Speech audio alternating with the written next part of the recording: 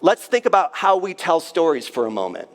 When you are telling a story or retelling a story, it's really important that you do not leave out the hard and the unfortunate parts of the story. Because if you do that, the story then loses its power. It no longer holds the same power if you take out all the flubs. So let's think about dinner parties for a moment. A couple years back, I'm at a dinner party. There's about 20 people around a table. And I was invited to this party with my wife, and we go, and I'm sitting next to my friend Chris. Everybody needs a friend named Chris, right? I'm sitting next to Chris, and the stories start happening around the table, and everyone around the table is talking about their successes and their achievements and ways in which they're just crushing it in life. And I'm like, realizing as I'm listening, I'm getting really bored. And my friend Chris leans over to me and goes, I guess I need to get a more interesting life. And I'm like, exactly. But you think about stories that inspire us. Rarely do the stories of success and achievements, and people are like, then I made my second million. And you're like, I'm checked out. And you're bored and you're not engaged.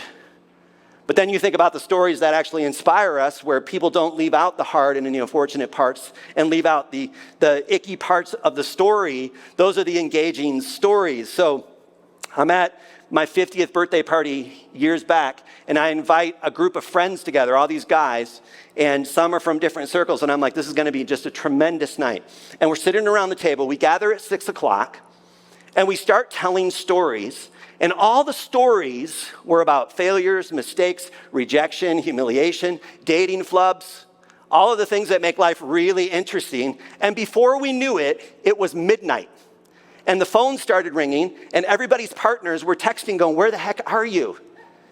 We were like, from 6 until 12, it was as if we stepped outside of the time continuum, because we were so engaged in each other's stories and the mistakes and the failures and the mishaps. And all of it was very inspiring, and we were gut laughing, and we were having this magical experience. It was like we were in a flow. We stepped out of time. We were experiencing one another's stories, and we found them to be quite inspirational, because there's that sense in which, oh my gosh, you did that? I did that too. I can't believe you did that. And all of those moments turned into magical moments and spaces. Why do these particular stories hold our attention? Why do they hold our attention? Why are they so engaging? Why do the failures and the mistakes and the mishaps and the ways in which we've experienced breakdown in our own psychology and in our own lives? Why is it that when somebody sits at the table and says, you know what, I gave up on the church, I just couldn't do it anymore. And I couldn't find meaning in it anymore.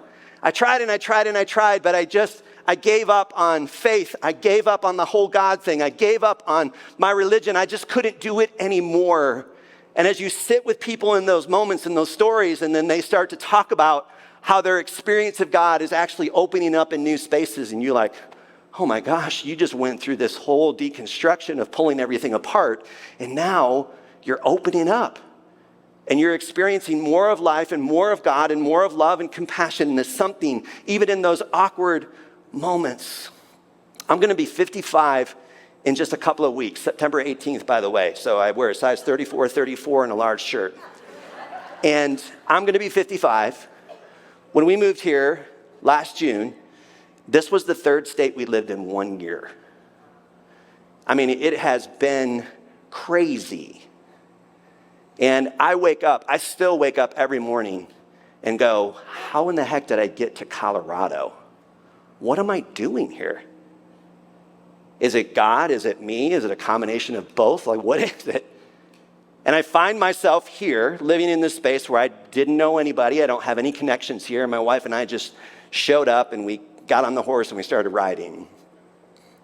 And I think of all like the last decade of my life, the hard spaces, those painful moments, rejection, all of those really like seemingly disconnected things, all of that is shaping who I am as a person. And what I'm finding and discovering is that somehow it's all coming together in Christ, and it's opening me up into a more expansive person. It's like the container is actually getting bigger and holding more for others and for myself. I remember years ago sitting with my therapist and asking the question like, man, I kept using the word, this is just such a waste.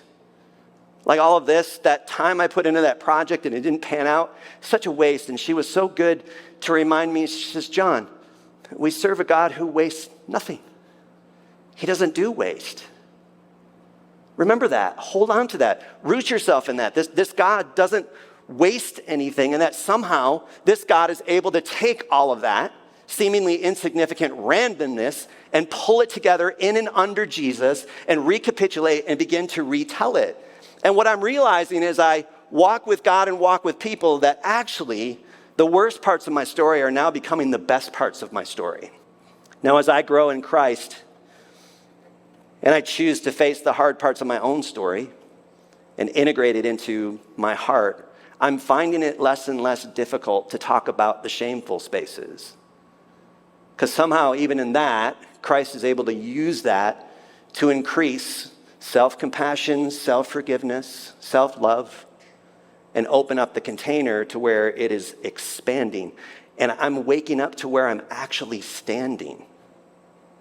And I think that's the invitation of that spiritual journey, is to wake up to where you're actually standing. And for many of us, we think that these bits and pieces of us are just out there and they're random, or we say, these are bad parts of me that I just need to get rid of. Can I remind you that there are no bad parts of you? There are hurt parts, there are wounded parts, there are rejected parts, but there's no bad parts, there's just parts. And God's able to take all of those wounded parts, those hurt parts, those parts of you that go, that part of me is ridiculous. God is able to integrate that into your story and turn it into something beautiful, but don't deny them. Don't shove them away or push them down under the surface. And I want you to get a hold of the reality that God's able to take all of that, hold all that together, put it into an equation, and sum it up into something really amazing. And what I'm asking you to consider this morning is maybe there's a better way to retell your story. Maybe you can open yourself up. Maybe there's a way to retell it, even if it seems impossible, but you can still retell your story. Maybe there's a way for you to say, I'm not going to close up. I'm not doing it this time. I'm going to remain open, and I'm going to invite Christ into that space and into that part of my life and to see what he can do with it. Can he turn it into something beautiful? And maybe Christ will redeem it. Maybe Christ will retell it. Maybe Christ will give you a different version of the story. Maybe. The spiritual journey that we're on is about surrender. It's about opening ourselves up. It's about surrendering to the reality that God is expanding this space called me so that I can hold more and I can hold grief and I can hold spaces in my own heart to see what God is going to do.